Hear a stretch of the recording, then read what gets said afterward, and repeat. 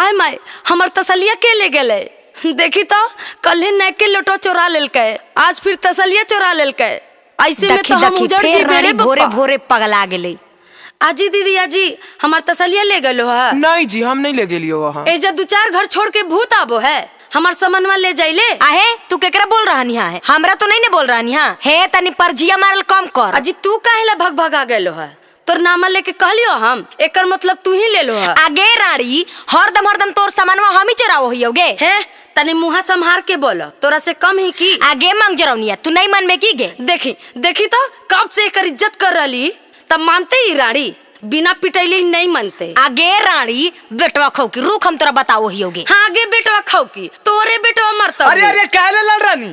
अरे छोड़ पहले दोनों हाथ। अहो काहे लड़ रानी इनका से? अजी तो नहीं देखो हो जी, सारा सामान चोरा ले है चोरनिया। एकर तसली ओ कर लोटा, कदो हो दिन भर झोटा म झोटा।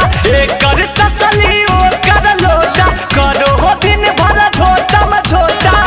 हो नहीं सदाम करा हो, माथा गरम करा हो, दिन भर या पासे में लहरल तनी काम करा हो, दिन भर या पासे में लहरल तनी काम करा हो। आजी नहीं जी तोर मौगी के आदत एकदम खराब हको। कोई चीज अगर हेरा हको तो हमरे घर में घुसो हको। जैसे लगो हकै कि एकर पूरा सामान हमरे घर में है, लगा ही पूरा घरे एकर लूट ले लिए। अच्छा तो आपन गलती नहीं कहो ही, बउआ के दूधा पिलाए वाला चमचवा गायब है 2 दिन से, के ले गईले? एकरा सिवा और कोई नहीं लेल कई। हे देख बैठ के बात कर, आपस में लड़ाई झगड़ा मत कर, तो दोनों से तो पूरा गांव तंग आ गए है। आजी एकरा लड़े के कोई बहाना चाहिए, एकर बस चलतो तो सबसे लड़ल चलतो। हे रे बाप कितना झूठ बोलो हा तो।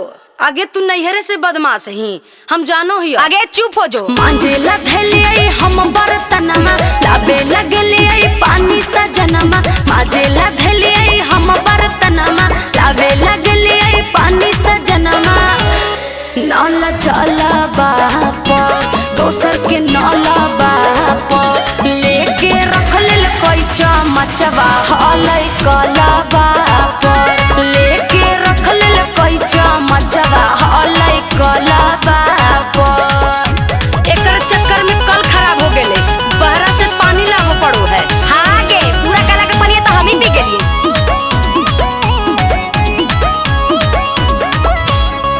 हमहु पोल खोलबौ देबौ, सबके बताई गे, ले जाही चोराई के, तेल मरचाई गे।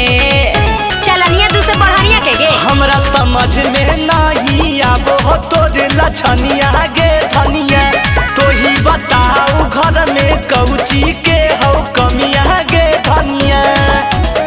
अरे चुपे चोरी हमार गोईठा ले भागई, खनवा जाई के छत पे बनाबई। हगवे मरिया देवे के गरिया, बाते बाते में चलबो ही थरिया। हगवे मरिया देवे के गरिया, बाते बाते में चलबो ही थरिया।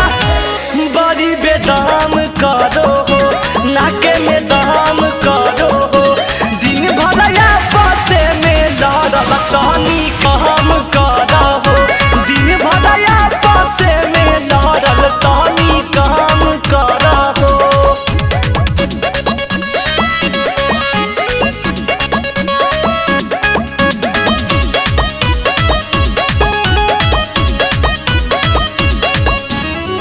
टोला मुहल्ला में शिकायत करो हो, दोसर के कान खाली दिन भर भरो हो। ई दिन भर एने के बात ओने करते रहे है। शिकायत तोर बढ़ल हो दतिया ले सुधा, हे गे चल जीबौ चोरी के धनी घरवा दुआर।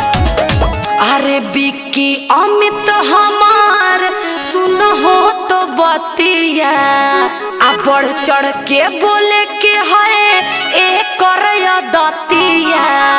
दिन भर करो हो बाकर दोनों में हरदम रहो हो टाकर। दिन भर करो हो बाकर दोनों में हरदम रहो हो टाकर। तनी सा दाम धरा हो, थोड़ा सा कहा तानी